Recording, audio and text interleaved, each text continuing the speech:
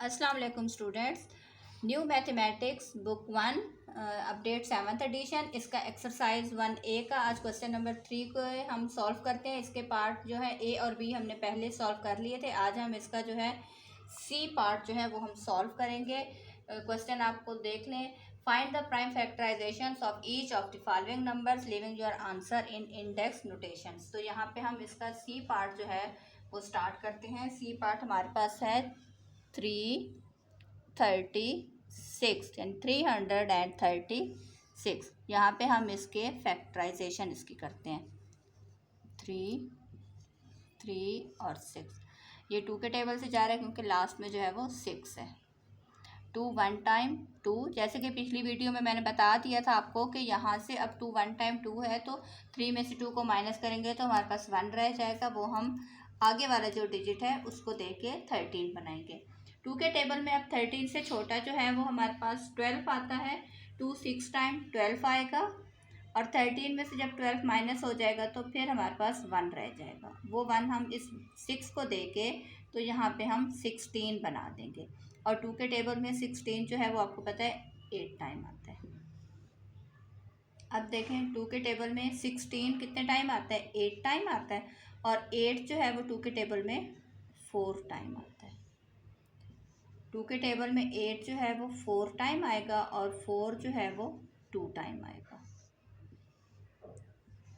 2 के टेबल में 4 जो है वो 2 टाइम आएगा और 2 के टेबल में 2 जो है वो 1 टाइम आएगा। अब यहाँ हमारे पास 21 रहेगा। अब 21 जो है वो 2 के टेबल से डिवाइड नहीं होता क्योंकि ये एक ऑड नंबर है, तो ये 3 के टेबल से डिवाइड होगा। 3 7 टाइम 21 और 7 1 टाइम 7। अब यहाँ पे इसके ये फैक्टर हैं, यहाँ पे इसको हम राइट डाउन करते हैं।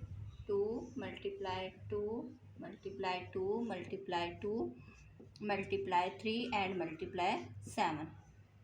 अब यहाँ पे देखते हैं कि 2 हमारे पास कितनी बार रिपीट हुआ है। जितनी बार रिपीट होगा वो उसकी हम पावर लगा देंगे। 1 2 3 4, 2 की पावर 4 आ जाएगी।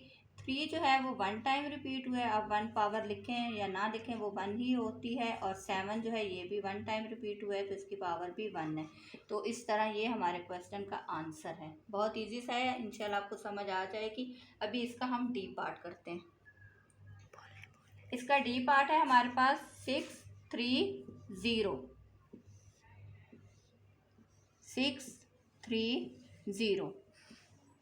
2 3 6, 2 1 टाइम 2, 3 में से 2 को माइनस कर दें तो 1 रह जाएगा। वो 0 को दे के 10 बनाएंगे और 2 5 टाइम 10। अब देखें 15 है तो ये हमारा 2 के टेबल से डिवाइड नहीं होगा, 3 के टेबल से होगा। 3 1 टाइम 3 और 3 5 टाइम 15, 3 5 टाइम 15 और 5 1 टाइम 5। ये इसके फैक्टर बन जाएंगे। 2 multiply 3 multiply 3 and multiply by 5। यहाँ देखें 2 की पावर हमारे पास 1 ही आएगी क्योंकि ये 1 टाइम रिपीट हुआ है। 3 जो है वो 2 टाइम रिपीट हुआ है, 3 की पावर 2 आएगी। और 5 जो है वो भी 1 टाइम रिपीट हुआ है। ये इस क्वेश्चन का आंसर है। उम्मीद है आपको बहुत अच्छे से समझ आ गई होगी। अब नेक्स्ट वीडियो में इंशाल्लाह क्वेश्चन नंबर 4 को हम सॉल्व करेंगे। अल्लाह हाफिज़।